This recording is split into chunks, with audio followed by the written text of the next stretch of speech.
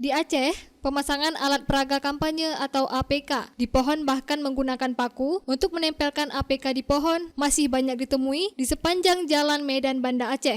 Padahal dalam peraturan jelas disebutkan bahwa pohon bukan tempat untuk pemasangan atribut kampanye politik. Pelarangan pemasangan atribut kampanye politik tersebut tertuang dalam Peraturan KPU atau PKPU nomor 15 tahun 2023 tentang kampanye pemilu 2024.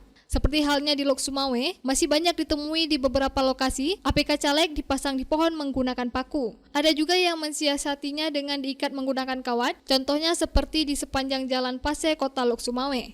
Terkait dengan pelanggaran tersebut, Ketua LSM Sahara yang concern terhadap lingkungan berharap agar pihak terkait khususnya KIP dan Panwasli serta Pemko Lok Sumawe segera menertibkan APK yang jelas-jelas telah melanggar aturan dan merusak pohon. Padahal di satu sisi, pemerintah kerap melakukan penanaman pohon dengan kampanye tanam 1000 pohon.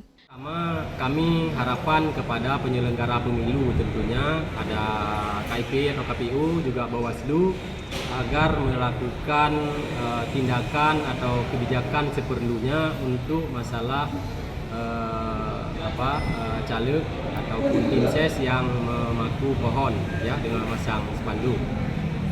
Kedua, harapan kami kepada pemerintah daerah itu agar juga melakukan tindakan yang sepatutnya karena menyangkut dengan pemerintah melakukan kampanye apakah tanam 1 juta pohon, melakukan penghijauan, melakukan penanaman dan sebagainya.